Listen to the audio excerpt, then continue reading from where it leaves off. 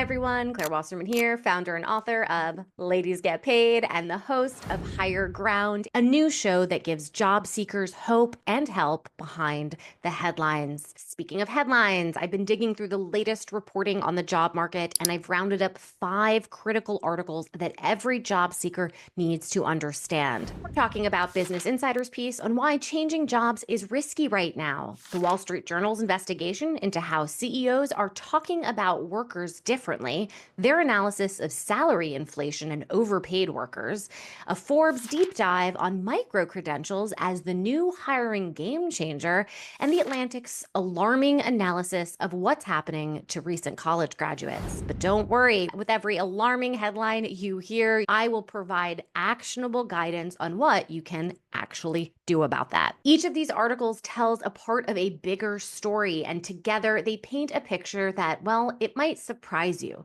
So let's dig in. If you are thinking about changing jobs or you're actively searching, you need to hear this reality check. The landscape has completely shifted from even just 2 years ago, and understanding what's happening now could save your career. So here's what's actually happening out there. Job openings are down 5% overall, and it's worse for white collar workers. Posting for software developers and business analysts have dropped by a staggering 76% since 2022. And that's not a typo. 76%. The median job search now takes 10.4 weeks on average, up from just 8 weeks in 2022.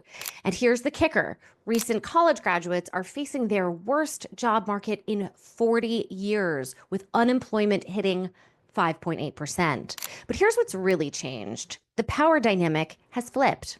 Remember when employers were begging for workers? That was about midway through the pandemic. Unfortunately, those days are over. CEOs are now openly telling employees to, quote, step it up or find the door. As one CEO put it bluntly, everybody's replaceable. Here are 3 major forces that are reshaping employment. First is economic uncertainty. Tariffs, interest rates, and trade wars have employers hitting the pause button on hiring. They're simply paralyzed, unsure of what's coming next. Second, the AI factor. Companies are asking, well, can AI do this job? And if the answer is yes, they're not hiring humans. This especially affects entry-level positions where new grads are typically hired. And the third is salary correction. Many people who got huge raises during the, quote, Great Resignation, remember that, are now, well, overpaid for today's market. 2/3 of workers admit that they're compensated above their current market value. So what can you do right now? Well, if you have a job, think twice before leaving, unless maybe you're in a hot field like healthcare, construction, or AI development. Focus on growing within your current company first. Now, if you are searching for a job or planning to, here is your action plan. First, invest in micro credentials. This is huge. 96% of employers say micro credentials strengthen your application, and 90% are willing to pay more for them. What is a micro credential, you might be asking? It's a short, focused online certification that verifies you've learned specific in-demand skills. You can think of them as bite-sized learning achievements that you can earn relatively quickly, usually within weeks or months and not years. Think about a particular competency that will help you do your next job better. So it could be tech skills, digital marketing, AI machine learning, design, business, anything that's relevant to your industry and what is in demand. Number 2, quality over quantity. Don't spray and pray with your applications, which is something you'll hear again from my special guest, Susie Hall, who will give insight into her staffing agency. Be as intentional as possible with applying to roles that are a very, very good fit. Number 3, network relentlessly. As one executive coach put it, what it takes to get another job is strong network connections and not just what you see posted online. The hidden job market is more important than ever. And number 4, prepare for longer searches. I want you to build up your emergency fund. Experts are recommending about 9 months of savings versus that traditional 3 to 6 months, okay? So if you haven't started saving, you want to start it now. If you are currently searching, I want you to be prepared for these new realities. Only 60% of job switchers are getting raises now, which is down from 73% last quarter. Does that mean you don't ask? No, you always ask. Just don't take it personally if the answer is no. Also, a no It's a not yet. Many positions are 3 jobs in one due to lean hiring. You can still use that to your advantage to ask for a raise, though. And companies, they're just simply taking longer to make decisions. Look, this isn't about scaring you. It's about getting strategic. The job market is challenging, but people are still getting hired every day. The difference is you need to be smarter about it. Focus on skills that cannot easily be replaced by AI. Build genuine connections. Position yourself as someone who can solve problems and not just fill a seat. All right, here's a little bit of homework because you know I love my homework. Pick one micro credential in your field or AI and commit to completing it this month. Update your LinkedIn to show that you're actively learning and reach out to 3 people in your network this week, not to ask for jobs, but just to reconnect. Speaking of networking and learning new things, come to my free webinar, my prompt along. I host it after every Higher Ground. The link to register is in the comments below. This is a chance to put into action the things that you're learning as part of this show and just connect with good people who have your back. Like me. Don't forget to hit the subscribe button as well as the notification bell, ding, ding, ding, so you don't miss the next episode. But wait, we're not done. Our next segment is an interview with Susie Hall, one of the higher ups at a major staffing agency. She's been in the business for over 26 years, and boy, she's going to pull back that hiring curtain and give us all the inside scoop on what you need to know from a hiring perspective in order to get that job. Because guess what? You are getting that job. You got this. We got this together. I'm Susie Hall. I'm president of community and customer engagement here at Aquent, where just over 2 weeks from now, I will have been for 26 years. What? We're a global talent agency that focuses on marketing, creative, and design. We've been around for 38 years, and I've seen a lot in terms of the changes in the job market over that time. Currently, what I do is I lead a community for senior design and creative leaders that is called Inside Out. Normally, what happens is we first engage with a client and understand what their needs are, and we ideally get a chance to ask them questions about what they truly need for that role. So that's generally where it starts, with what can be called an order, a requisition. We begin by understanding what the role is and talking to the client about that and asking a lot of detailed questions. I will say, in today's recruiting world, sometimes you do not get that hiring manager access. You're working through a system. So add technology to that equation, where you're working through a VMS or an MSP system where you don't get the human connection. You just get a bit of information, a little bit of time, and you have to be able to decipher what the client is looking for by being smart, crafty, and resourceful. Okay. So just thinking about when you're talking to a recruiter, they could be in either of those situations. So where they have a direct human connection or they don't have a direct human connection. So starting from there, understanding what the client is looking for, then we talk to a network of talent. And in an organization like Aquent, where you've been around for 38 years, we have an incredible group of talent that we've known for years and years, and all the referrals that come along with that. So we then will talk to talent and present them information about specific roles that would match their experience.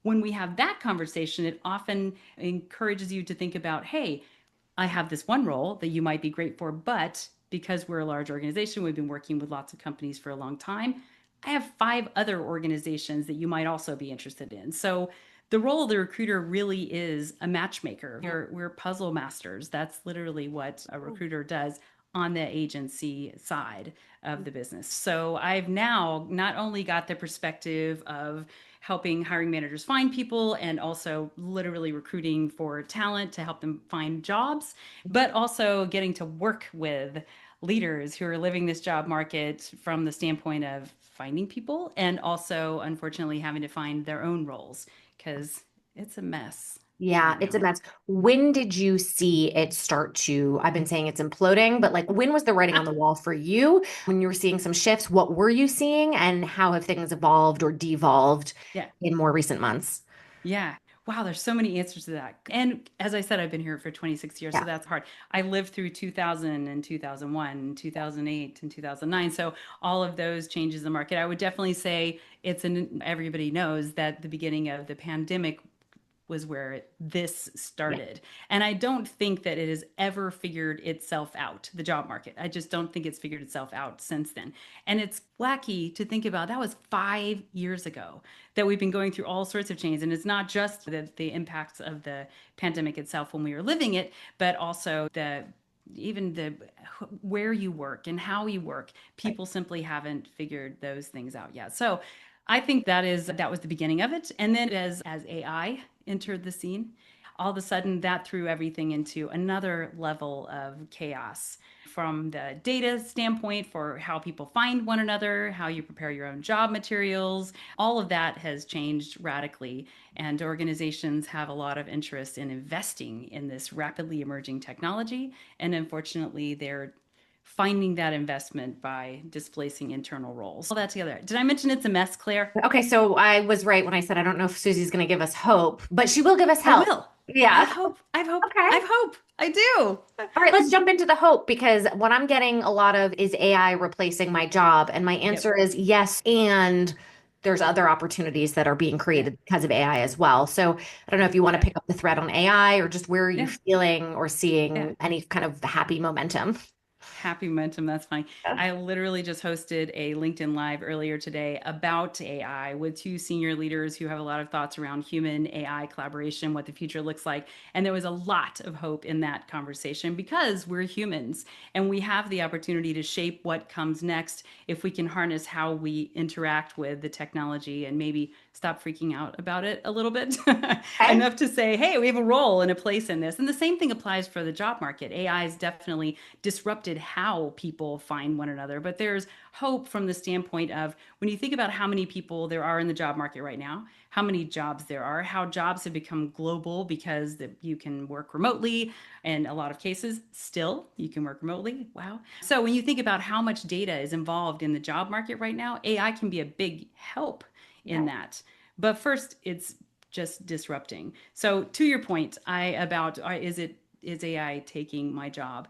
There was a report by the World Economic Forum. You mentioned that in your Yes. last Higher Ground update. So that said that there will be a net increase of 70 million jobs. Jobs, there will be jobs. Uh-huh. Now, can we know what those jobs will be? Can we determine exactly how to find them? I think those are the questions that aren't necessarily answered. But in no uncertain terms, people have to embrace the technology and learn how to use it for themselves and to use it for good and to make it a positive part of the job market. It's currently just a messy part of the job market. Okay, so if a job seeker is feeling like the people who are hiring, those who hold the purse strings, who have all the quote power, it's not like they're sitting there slashing roles. Like they're figuring it out too. Bring us into the mindset as best as you can of Yeah. somebody who is hiring. I know you can't speak for all Yeah. hirers and all Yeah. industries, but Yeah. from what you've seen with your clients, what are they thinking and feeling? And Yeah. they theoretically have to figure this out faster than the job seeker, right? If they're Sure. supposed to be responsible for Yeah. creating 70 net million new jobs, like where are Yes. they going? Yes. I think what's happening right now in terms of how organizations are getting a bad reputation for laying off large groups of people in order to invest in AI is less about like what is happening, Mhm. because there is the inevitability of a change in technology. That has been the case over time. That's not new. I think it's the how they're going about doing that is creating a lot of backlash. So there's a very human way to make business change and to support people through business change, and then there's a less human way Mhm. to do that. So in the don't know any hiring managers who are laughing all the way to the layoffs. I don't know anybody who is doing that. I think there's a lot of survivor guilt for people who Mm. did not get laid off. I think that leaders don't wait. There's a pride point. You don't want to be laying people off. So I think that's not in the mind of the hiring manager is not a positive Yeah. to get to lay people off. And it also complicates the challenge. You still need people. So I think hiring managers are under the gun to then try to figure out and produce results. So you lay off the people, you put the money into AI. AI is not ready yet. So Mhm. you can't show that return that you were counting on. So it's a tricky time to be on either side of the equation right now. And I'm Yeah. not making excuses for anybody. I'm just saying it's hard. Yeah. Something that I thought was very interesting that you mentioned to me in a previous conversation we had was about how AI is making it very easy and good for people to apply and look like a perfect match. However, then they get into the process of, I don't know if it's at the interview stage or it all starts to fall apart. So, Yeah. assuming that everyone's got their materials together, What do we do? On one hand, when I heard you say people are not the right fit, it made me feel like, oh, should we be discouraging folks from applying? But wait, there's that statistic that women tend to apply less to roles than men do if they don't think they're fully qualified. And we Yeah. want to encourage people like, listen, you miss Yes. 100% of the shots you don't take. Yeah. However, I also heard you of not a great fit, we're wasting everybody's time. So how do we Yes. square that circle? So I'll tell a little bit of a story. In our Inside Out community, again, that's for senior leaders. Last January, we realized we had 16 people in our community who were in between roles. So we popped up this group called the Job Seeker Journey because we wanted to bring them together to support one another. Like we can do this together. We're a community. This is exactly what we do. We assumed that was going to be a short term fix, that we help people, we support them into getting roles. And a lot of them did get jobs. But as of now, we've actually doubled the number of people that are in that job seeker journey. So my point behind that is that there are ways that people can be supporting one another through this process. And I think creating those spaces for people is really important. One of the number one things that those who have found roles have said is that they are being very intentional about their approach to finding their next role. So, yes, you have to apply through systems.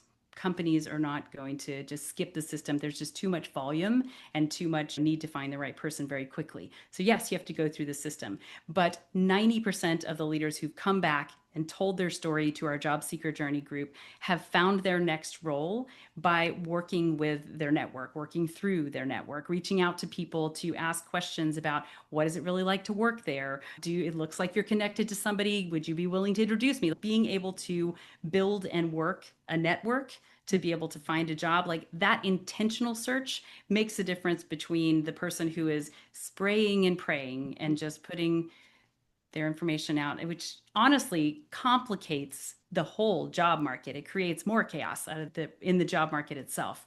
And the person who is taking a very intentional approach and building a network. And I'm going to say one more thing about a network. And yes, I have a lot of passion around community and network, obviously, but don't build a network when you need it. I think we are going to have to, just as a group, as humans, we're going to have to make networking a part of how we work.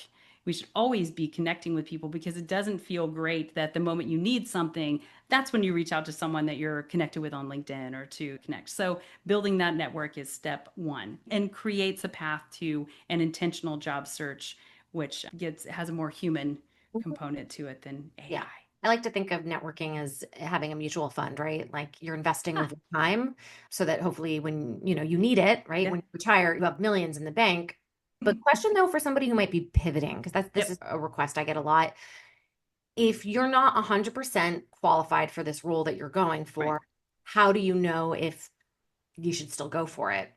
And Yeah. I do want to reiterate what you said, the spraying and praying, like that's like Yeah. looking at it in a very binary way, right? That's I'm just gonna volume game. And then we Yeah. have the extremely intentional, like crafting handwritten calligraphy letters with a basket of cookies. Like these are extremes. Obviously, we're gonna find some kind of balance.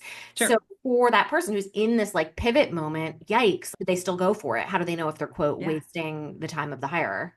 I think that's where the network comes into play. When there's someone involved in the process who actually knows you and can speak to the most important parts of the job, who has any sort of perspective on what the company looks for, what the team actually needs. When there's a human involved in the process, then you don't need 100% of the skills. You don't.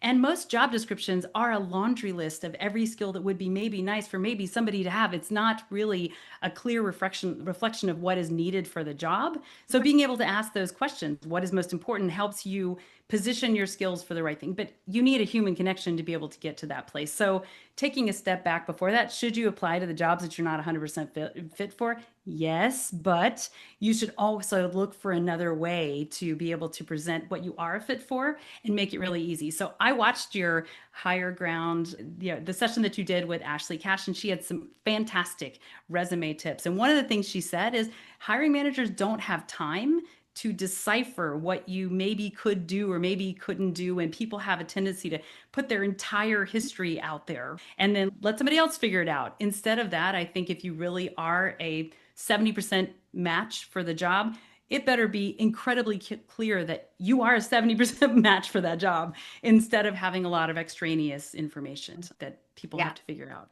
Something So, I say and also have to learn from is the more you say, the less people can understand sometimes.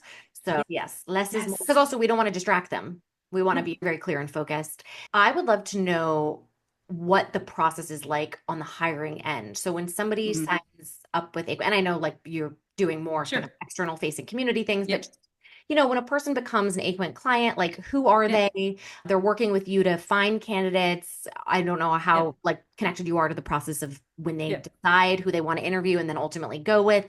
But Yeah. of course, I'll be interviewing folks who are the literal recruiters, but you've had such an Yeah. interesting bird's eye view for so many years. I'm curious if you Yep. could demystify that process for Yeah. us a little bit. So, what's really interesting about what you're saying and what I just said about having a human in the mix is Mhm. when you work through an agency, you have a human Right. in the mix, Yeah. right? So, by going through the process of meeting and talking to a recruiter at an agency who knows something about the client that the client has said that may or may not be posted in the job, and the recruiter has already extracted what that client really needs for the job, that person talking to you and extracting how you fit and making it really clear is the true value of working through an agency and a recruiter. So in terms of the process, like a lot of interviewing is happening on the side of talent, talking to them about their what they actually can do, telling them about what's actually important for the role, and then also talking to the client to understand what they're really looking for and not taking a job description at face value. Let's say somebody, and when I say recruiter, I don't mean Yeah. in-house recruiter. So somebody who works for an agency, a staffing Yep. agency versus like direct to the brand or company. They'll ask me things like they reached out to me and they want to know my salary, but I also want to know what percentage are they taking? So do I like they're trying to work Yeah. backward from the math of the percentage that the recruiter is taking. They don't want to box themselves out Yeah. going too high, but if they lowball themselves now, is that going to hurt later? And Yeah. so it's already a confusing and often confusing and fraught Yeah. time. And then you add a recruiter into the mix. And if you don't know how it works, there's even more question marks. I think Yeah. sometimes it could be complicated, but it's way Sure. more straightforward than people realize. Yeah. So even unless, I guess, again, you can only speak to what you've Yeah. experienced and what Aquent maybe charges, but if Yeah. somebody is networking with a recruiter, and by the way, is it smart? Should they be reaching out to agencies and they start the conversation about what they're looking for and how much they want to be paid? Do you have guidance on Hmm. that? AKA, Yeah. is full transparency the best policy? In today's world of salary, it is even more complex than that. There's a lot of more rules around transparency. Mhm, Often, recruiters and talent are both talking in terms of ranges when mhm, you first are talking about a role. And I think I would encourage both a recruiter and also talent to talk in terms of ranges because ultimately it will be the client that will make an offer based on what they have in their budget and based on what they choose for the role. But when you're working with ranges and you know that you're in a comfortable area there, then I think that then you want to dig mhm, because often once you go through the interview process, you get to understand, wow, this job is exactly what I thought it was, mhm. or there's a lot more to this job than was explained. So there's no one salary or pay expectation until you understand what you're being asked to do. Right. So I would never say I have one number and it's always my number and that is my number. I think you can do a here. I wouldn't consider anything lower than this, Right. or I'm looking for a range of this. Like those would be reasonable things to do. Again, in most states now, there are pay transparency laws, so you can actually see transparency. You can see transparently ranges for salaries, and you can use that as a guide. That's helpful Yeah, and too. I'll definitely have somebody on who is, I'm thinking of a person I know who they're making like up to 20% of somebody's salary. So it's in their Mhm. best interest to advocate for the highest salary. At the same time, they want to place people quickly. So Yeah, hearing the tensions yeah, that you have to navigate are interesting too. But yeah, but more specifically, when it's time for somebody to be hired, right. is there any advice that you can give for getting past like the final interview? Because I work with a lot of clients I coach a lot of people who they're making it to the final round, but Yeah, they're not getting the offer. right. Yeah. No. Do you have any So recommendations for that or I'm going things? to say there's a lot of reasons behind that. So the Okay. best you can do to dig into why you Yeah. didn't get to that answer, because I'll also say business is changing very quickly.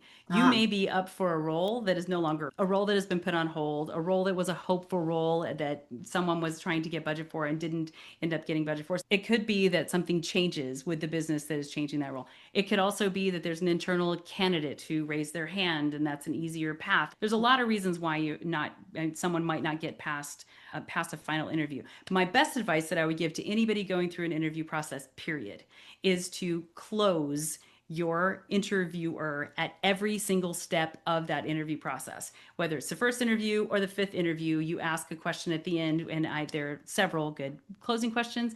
But certainly, if you begin by asking what the interview process is, so okay. can you tell me what the steps are in the interview process? And then if someone says, okay, you're meeting with me, you'll meet with someone on the team, you're going to meet with the leader of the team, you'll do a panel interview with the group, and then there is or isn't a presentation of your portfolio or whatever the last step may be. Once you know what those steps are, your close can be taking your interviewer through the steps. Okay, so I know you said I need to meet the I need to meet someone on the team. When can we do that? You meet the person on the team. Great. Now I know you said I would meet the leader of the team. When do we do that? So you can guide somebody through the interview process because you have the information up front. People are usually afraid to ask that question because they think it's too forward to Hmm. say what are the steps in the interview process. But if you know that information, you now have a very easy way to follow up and keep that moving forward. So that would be one bit of advice in terms of closing is move them forward in the interview process. Another good closing question at the end is to ask a question like, is there anything that you learned today that would prevent me from moving forward in the interview process? That's a great question because there is no wrong answer to it. If they say no, there is nothing, then you say, great. When do we set up the next step? Uh-huh. Because you've asked them about the interview process. If they say, yeah, we were actually looking for someone with more healthcare experience, Yeah. you may have that experience Yeah. and it just hasn't come up through the interview Yeah. process. And then you can put forward to them, hey, I actually have healthcare Uh-huh. experience. This is where that is and what it looks like. So closing through the process, because generally what happens is people are so excited or nervous or whatever, they get off that call Yeah. and that's it. And then they don't hear from people and they don't know why. Getting to the final step, I would say, is there anything that would prevent me from getting to an offer stage? Because you're at the final step. Hey, you said this is the final step. That's wonderful news. I am exploring other offers. I want to make sure that I give yours a serious consideration. Are we getting to that step? So people, I think, are hesitant to close and they lose their power right there at each step of the interview process. But that's my best advice in getting through interviews. That's awesome. I really like that. I think I asked Ashley Cash, I was like, any dear God, please do this or don't do this because you're going to be reaching a lot of job seekers through this Yeah. platform. So Yeah. this is the opportunity. What do Yeah. you wish they knew? Yes. Yeah. And I said this before regarding technology, but I would say embrace it. Do not waste your job seeking time either. Obviously, you're Mhm. going to carve out your time to be looking for a role, but because AI is simply a hot skill or just any emerging technology is hot, you're going to need to know how to use it. Companies are looking for people who can bring that skill to them. They are looking for people who know how to work with data. They are looking for people who really understand and are not afraid of adopting the next technology. So when you have this time, it's not free time. You are working, you're looking for a job, and that's a very stressful time. Use it for good. So we have leaders in our Inside Out community who've been involved in our job seeker journey who have taken this time to build custom GPTs to Okay. solve problems that they have, like personal problems that they Uh-huh. have. For example, we had someone who was obviously struggling with the job application process. So he took upon himself to build a custom GPT to help people through the job application process, help them figure out what information they needed to put forward, help them figure out what the company values, more about the person they were interviewing with. It's called Merlin. You should check it Uh-huh. out. But so they took this time to throw themselves into AI to solve problems that they've Uh-huh. never had time to do when they're in a job and Right. someone is pressing them to do it. Do not waste your job seeking time. Learn some technology while you're in the in between, solve a problem, and then use that story in your interview to show how resourceful you are. So that's something that I would say, please do not waste this time. It might seem scary, but embrace it because it will help you be the best candidate for the role. Yeah, and also something joke about it, but it's very true because I coach all these job seekers. They're like, I miss working. Like, I just want to go back to work. Stop making me look for jobs. Let me Yeah. work. And I'm like, Yeah. great, let's make a project. Like, your Yes. muscles are atrophying, or your work muscles are atrophying. So this is a perfect marriage of that. Of course, anybody hearing all of this great stuff about the community, they're going to go, how do I join? We'll put all the links in the show Yep. notes, next steps for how people can connect with you, connect with this job Yeah. seeker group, Yes. and Yeah. any links, of course, you'll send my way too. Yeah, of course. Yeah. And I would say I have been in this recruiting business for 26 years because I love helping people. Yeah. And you will find that most people who go into the recruiting business really love helping people. And it is challenging on both sides, whether you're a job seeker, you're looking for someone because it is so chaotic in the job market. So I will, the earlier question you said, should you work with an agency? Should you talk to recruiters? The answer is yes, you should do that. So I say this because I personally love helping people. I'm happy to connect with anybody on LinkedIn to give advice and suggestions, to connect them into people at Aquent because I've been here for almost 26 years. So I will send you some links, Mhm. but I'm happy to help. And thank you for letting me be Yeah. on your higher ground. Every week, I receive thousands of questions from people all over the world, from all walks of life, all stages of their career. And today, I'm going to be featuring one of my favorite. By the way, if you have a burning question, go ahead and email me in the link below. Today's question comes from Hannah, who is asking, how do I track the value and impact I'm bringing to my current position? I want to build as strong of a resume as possible when I start my next job search. For those of you listening who don't currently have a job, you can take this advice as guidance for when you do get your next role, because yes, you will be getting a next job. The most important thing to know in any role is how your company makes money and where you fit into it. It is critical to be able to track and tell the story of all the ways in which you may influence the business bottom line, because trust me, you do. Every single person has a margin on their paycheck. Otherwise, you would not be employed. Now, I know for some roles, it's a little bit harder than others to determine how you might impact the business bottom line. So here are 4 buckets or categories that you can dig into to figure out how you either bring in or save the company money. Those categories are revenue and business growth, efficiency and productivity, team and organizational impact, and then finally, creative and innovative impact. In a future video, I'll go into more depth on how exactly to quantify those metrics, but point being, you need to know how and where you fit into your financial ecosystem. Now, breaking down those categories even further, here are the questions to be asking yourself, or if you're not sure, who else can give you this information? So for the category of revenue and business growth, did you help acquire or retain customers? Did you improve conversion rates or deal size? For the efficiency and productivity category, did you save time or reduce errors? Did you streamline processes or automate tasks? For the team and organizational impact, ask yourself, have I improved retention or reduced turnover? And finally, for the creative and innovative impact bucket, did you improve quality or user experience? And did you develop new approaches or solutions? Now, if the answer to these questions is, I'm not sure, the next question to ask yourself is, who can give you this information? Because you impact another person or your team impacts another team. The key is figuring out that domino effect of how it all leads to the business bottom line.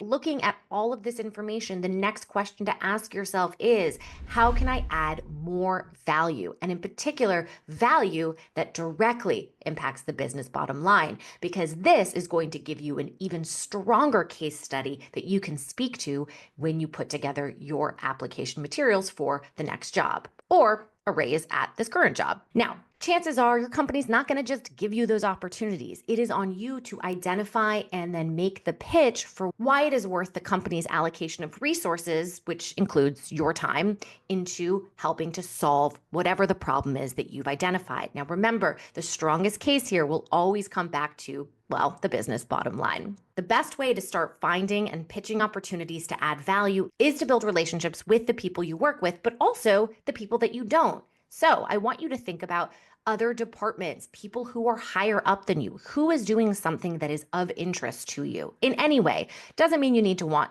their exact role, but something within what they do that intrigues you, because you will be sending an email to them and ask them to connect with you to tell you more.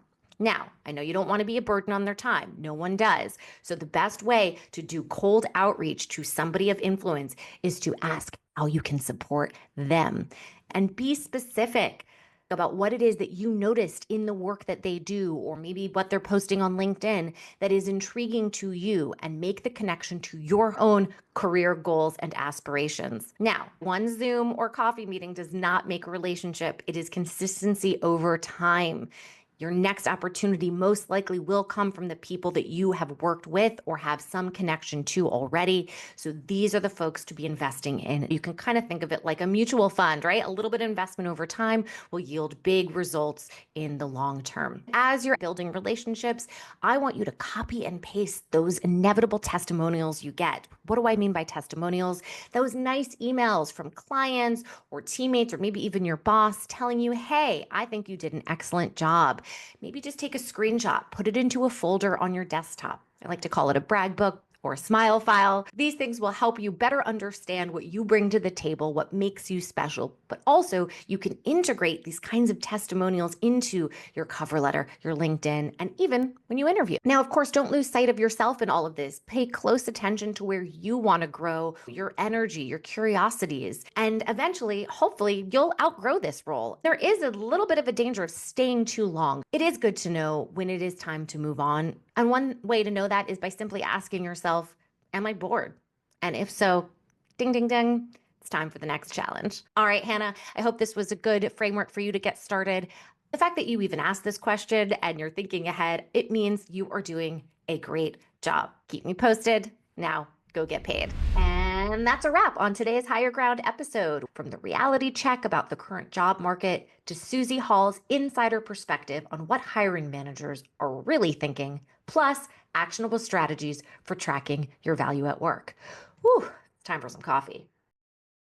Bottom line, yes, the job market is challenging, but people are still getting hired every single day. The difference is you need to be smarter, more strategic, and more intentional about your approach. Here's a rundown of what I want you to remember. Focus on micro credentials and skills that cannot be easily replaced by AI. Build genuine connections before you need them. And think of it like a mutual fund, not an emergency fund. Quality over quantity in your applications wins every single time. Close every interview by moving the process forward, and track your impact on the business bottom line always. The job market may be messy, but you've got this.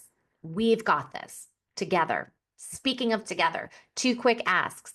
First, if this episode gave you hope and help behind the headlines, plus actionable strategies, hit that subscribe button and the notification bell so that you don't miss any upcoming episodes. And second, join me for a free upcoming event, also my free weekly newsletter that goes to 50,000 people. Well, now 50,001. The link is in the comments below. Remember, you're not just looking for any job, you're looking for the right job. And with the strategies that we talked about today, you are going to find it. I'm Claire Wasserman, and this is Higher Ground.